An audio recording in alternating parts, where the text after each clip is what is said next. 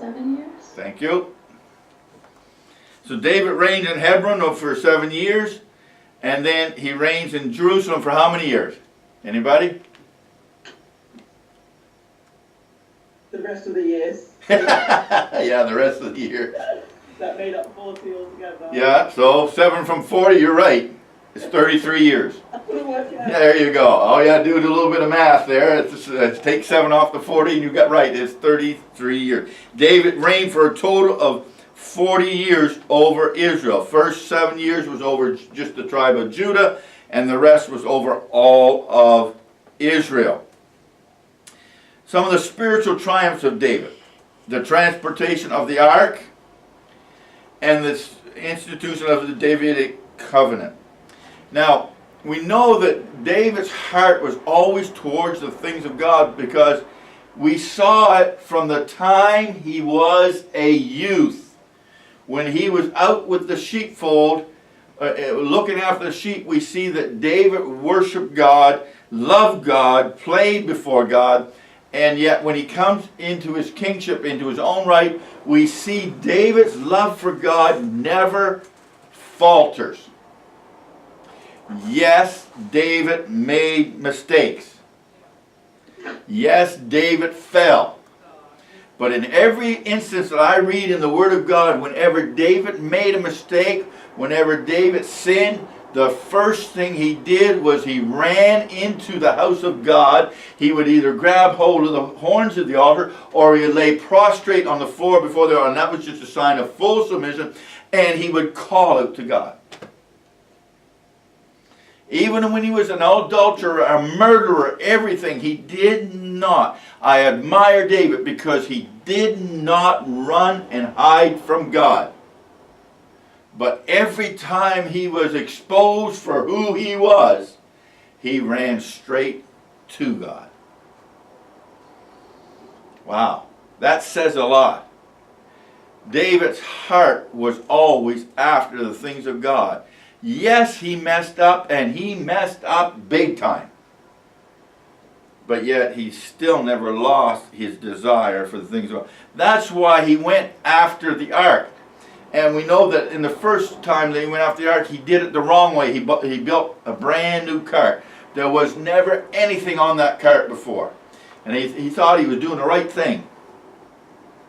And he put it on the cart, and we know because of it, Uzziah touched it. Uzziah died, and they took it into the house of Obed-Edom. And we see that Obed-Edom is being blessed because of the Ark of the Covenant. But then David smartens up, and he goes and he checks and finds out, now how am I going to bring this Ark of the Covenant home? It's the priests that are supposed to carry it. So we read that David goes to get the Ark of God out of the house of Obed-Edom, but it's the priests who begin to carry it. Now you talk about a party. This was a party. Because you see, it says that David took 6 steps. That's only about from here to the window, and he offered up sacrifices.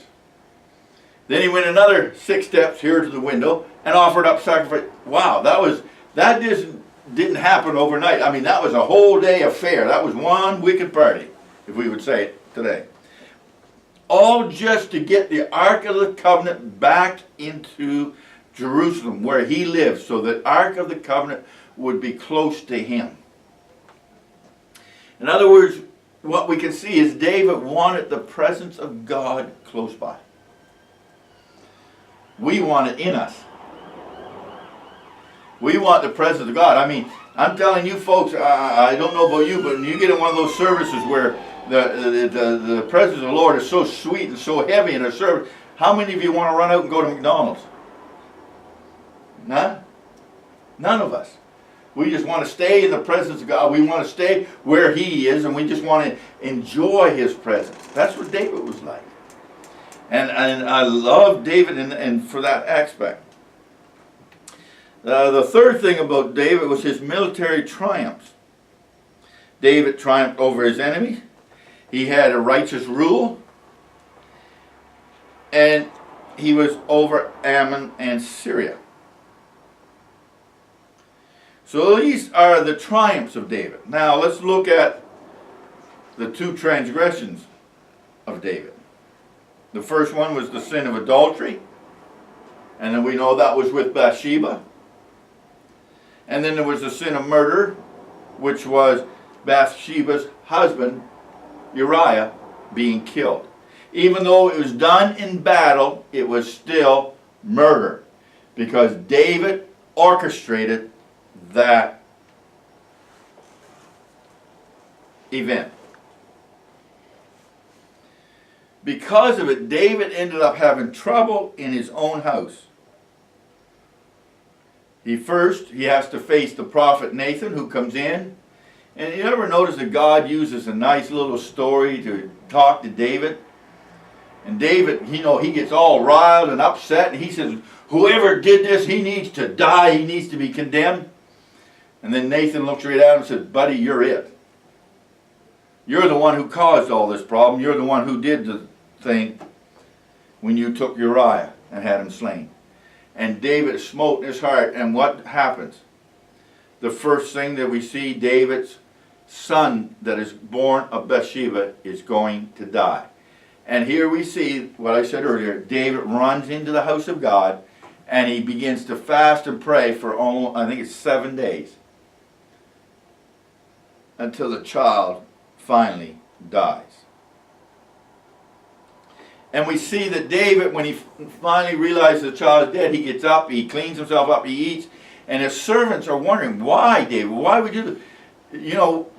While the child was alive, you fasted and prayed. Why? Well, he said, because, you know what? God might have had mercy if I fasted and prayed. And so we see that this isn't happening. Now, Joab, which is David's uncle, we know was loyal to David. But actually, Joab caused a lot of problems for David. Joab had who? Abner slain. Joab had a few other people slain that David did not want killed. And we know that even in Joab's life, he didn't face the music, as we would say, right away, but we do see that it happens a little later on. David had incest in his own house. We know that because Ammon did what? He raped Tamar, which was his own cousin. And we see that Amnon, because of it, is murdered by Absalom. So brother against brother.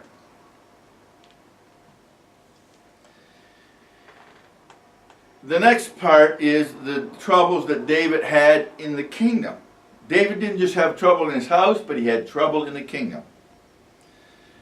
The first one he has is a rebellion of Absalom. His own son rises up to fight against his own dad to take away his throne.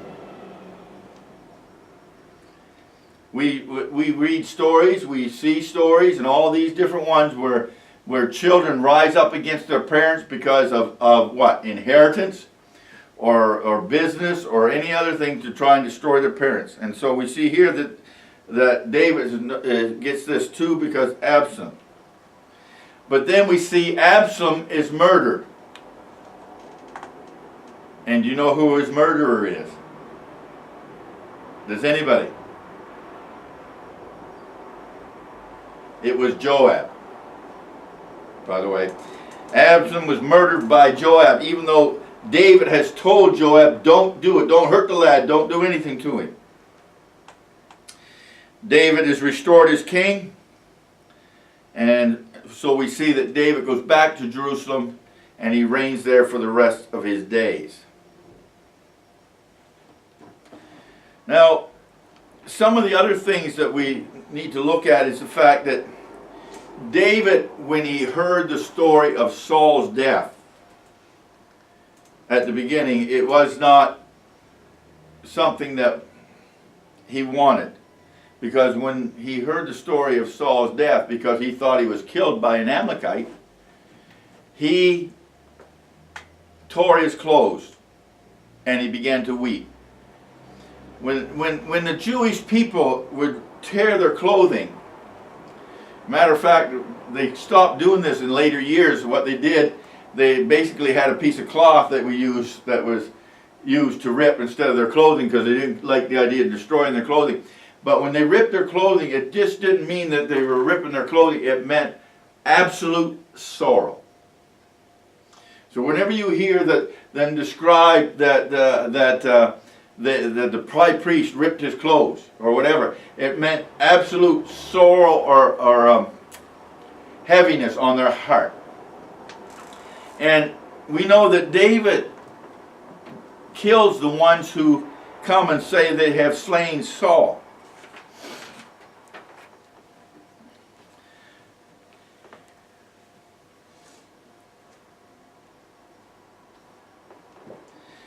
David also had some political triumphs that we haven't talked about. The first one, he reigned over King of Judah for 7.5 years, but he united the nation for the next 33 years. That was a political triumph, because up until that time it was a divided nation, and we will talk about it later where it becomes a divided nation again. The capital was formed, which is the city of Jerusalem. Up until that time, it was Hebron was his capital, but he moved into the city of Jerusalem. And Jerusalem is a very well-favored city even up until today. And even in the scripture we see that the Bible teaches us to pray for the city of Jerusalem for what? The peace of Jerusalem. Now, David had some spiritual triumphs, but he has some spiritual disappointments also. Now, we know that the one spiritual triumph we already talked about was the fact he brought the Ark of the Covenant home.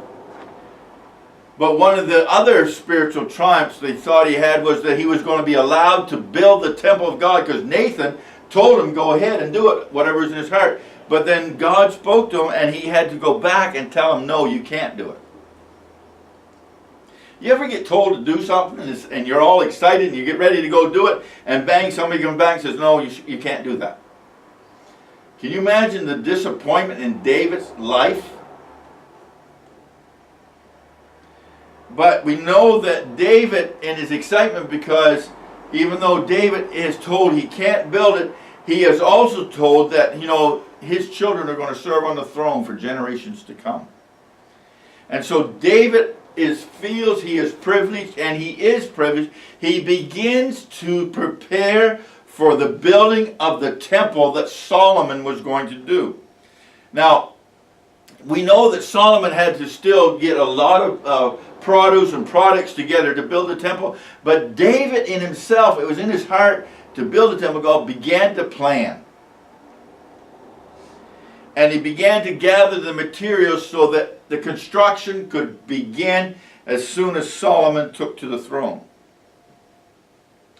And so we see that David is excited because God doesn't allow him to build the temple, but he is given a covenant of an eternal house. And we know that that eternal house is not just something that happened for his kingship, but is in effect today because of the children of the lineage of David. Because it's from the lineage of David comes the house of who? Jesus Christ. And it's through the lineage of David that Jesus Christ is born. And that's talking about that eternal house.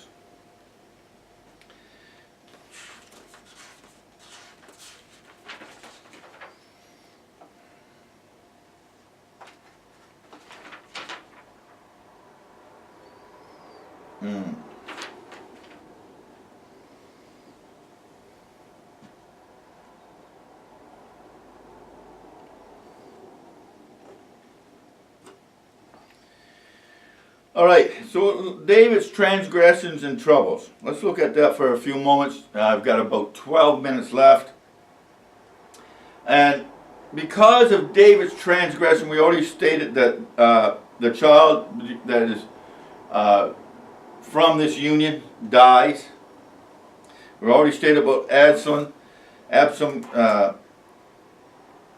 killing of Amnon because of he raped Tamar, but Absalom waited till the right time. We also, no, we didn't say this, but Absalom also was banished from David's kingdom for 3 years. David also has to flee from Absalom. Absalom is killed by Joab in battle, and Adonai promotes himself as king before the death of David, even though David was going to anoint Solomon as king. And then we also see that Solomon received Adonai's request for David's concubine Ashbag after his death as a threat to his throne. All these things were part of the troubles in David's life, and it was because of what had happened. How many have ever heard of that old saying, you reap what you sow?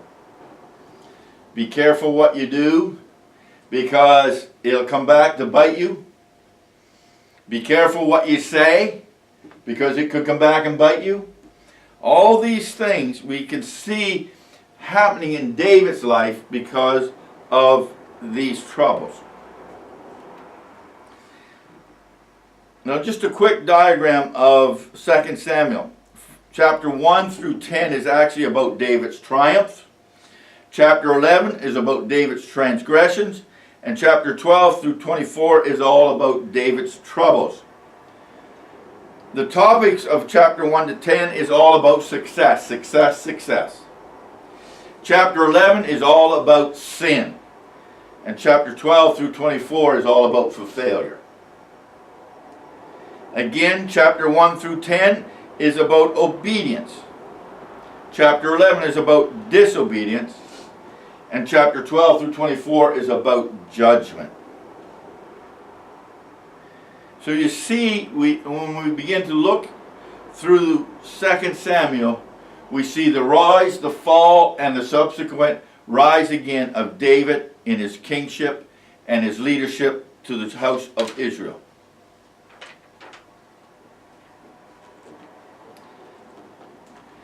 And hopefully next month we'll get to look a little bit at 1 Kings. And when I say next month, I mean in January, along with your test. Hopefully we'll get to do it. It won't take you long to do the test.